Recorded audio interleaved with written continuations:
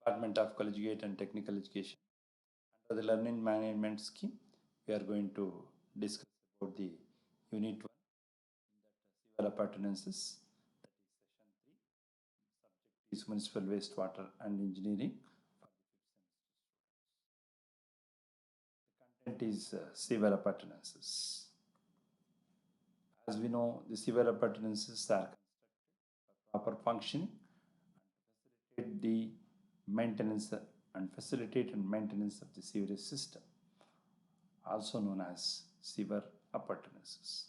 Following are the important structures which are called as sewer appurtenances. They are as follows: manholes, inlets, catch basins, flushing devices, regulators, inverted siphons, grease and oil traps, lamp holes, leaping weirs, and junction chambers.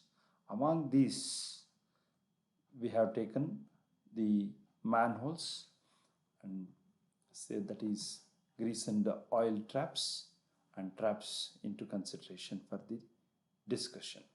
So, firstly, the manholes. The manholes are RCC or masonry structures. We are going to construct the manholes in the sewerage system to facilitate a man to enter the sewer line and make the necessary inspection and repairs at the working chamber. And coming to the manholes location at the points where there is a change in the direction of the sewer line, where change in the diameter of the pipe and a change in the gradient. We are going to place these manholes. And coming to the table which is going to give the spacing of the manholes as recommended by the Indian standards IS 1742 1960. With respect to the size of the sewer, that is the diameter starting from 0.3, 0.6, 0.9, 1.2, 1.5, and of course diameter greater than 1.5 meter, the recommended spacing between two consecutive manholes is 45 meter, 75 meter, 90 meter, 120 meter, 250 meter and 300 meter in straight reaches. Of course, whenever turning takes place, we are going to place the manhole. And in depth, we are going to study the manholes. Here you have two categories of manholes. One is deep manhole and another one is a drop manhole. First, we are going to consider the deep manhole.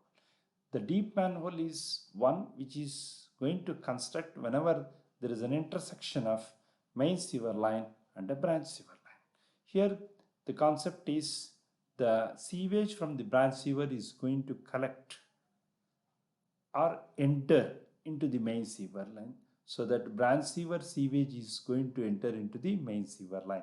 The main sewer is going to collect the sewage from the branch sewer. That is the concept.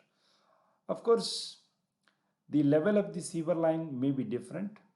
Usually the main sewer line will be at the bottom and branch sewer line will be at the higher level, because the branch sewer line will have a lesser gradient when compared to main sewer line.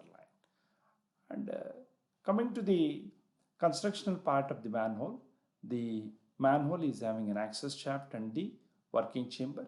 The access shaft where man is going to enter, and it will have a cover that is called as a manhole cover.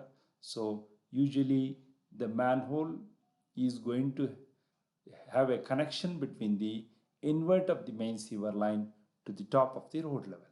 So the manhole cover is going to place at the top at the road level.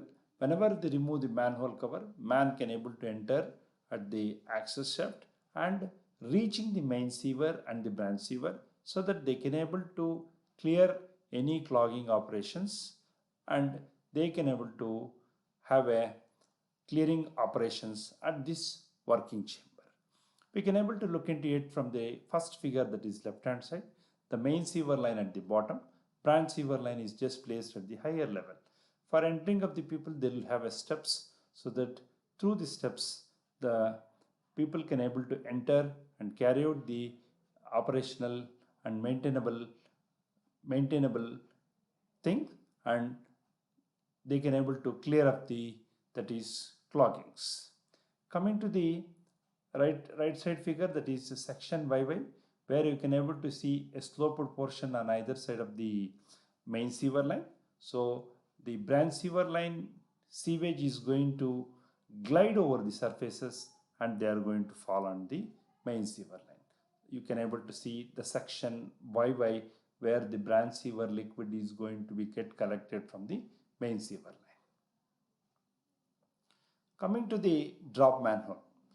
Drop manhole is usually constructed whenever the level difference between main sewer and the branch sewer is too high.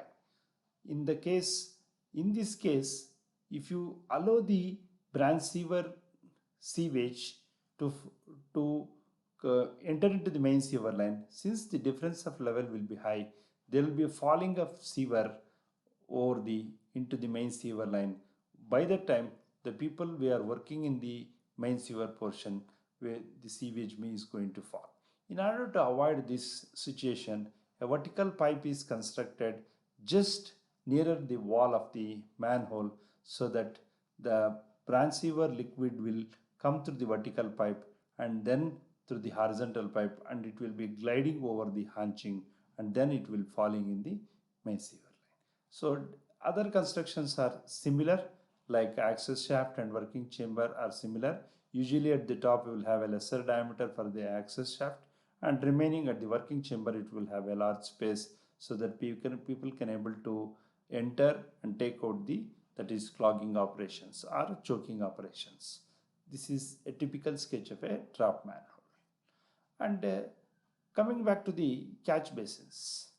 Catch basins are the structures which are very much used in, that is, partially separate and partially combined system, where you are going to allow some quantity of storm water enter into the sewer line so that they can able to carry the, that is, storm water into the sewer line for the smooth functioning of the sewer line. Means partially the storm water is getting added into the sewer line. Here we are going to see the typical section of a catch basin. It is a rectangular box where the surface water that is coming from road is going to enter into this through the grating onto the, that is, inside chamber, where you have a cross, that is, catch basin hood, which is placed just some depth above it, because the rainwater contains some solid materials as well as water. So solid, that is, silt and grit and debris is going to collect at the bottom. Only clear water that is going to enter into the sewer line. The main concept is the solid parts is going to settle at the bottom. Only the water will be entering into the sewer line. That is the meaning of it. Usually the catch basins are located at the junction of the footpath and the road. Coming to the grease and oil traps. These traps are going to use for the removal of grease and fats which are from kitchens of hotels and restaurants, also from industries containing oil and grease and also fats.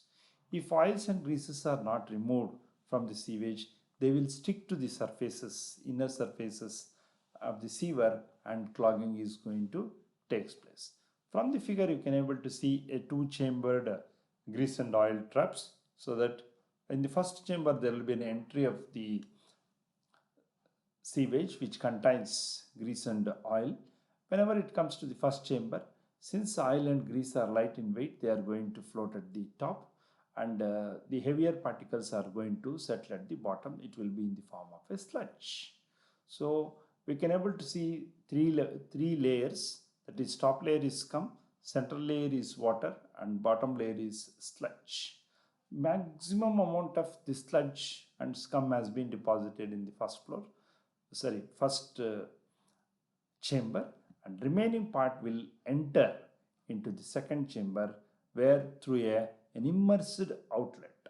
Through the immersed outlet, the water is going to enter into the second chamber, where we can able to notice a less amount of scum is deposited at the top and a very less amount of sludge is deposited at the bottom.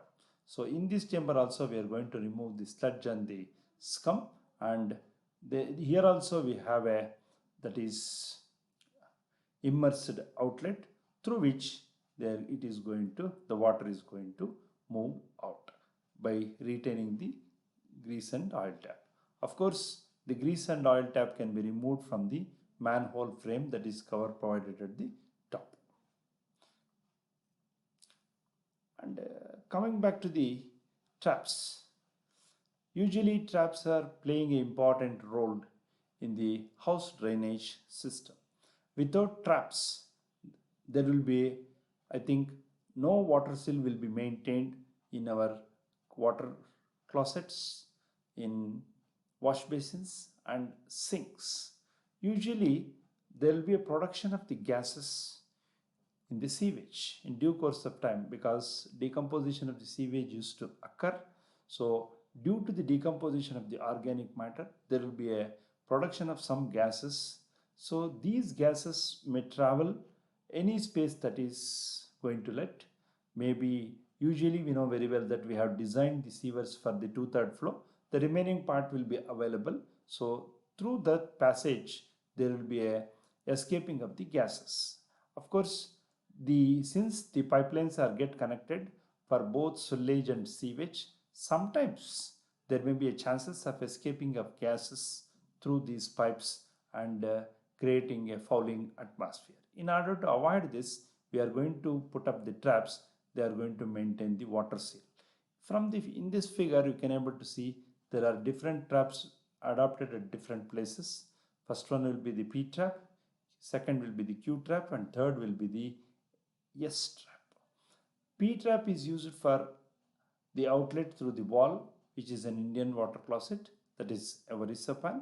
Usually Q trap is used in the upper stories, that is in the first floors, so where the depth available for the placing will be very less. And S trap is usually placed for the floor connection, whereas P trap is placed for the wall connection. So this is about the traps. Thank you.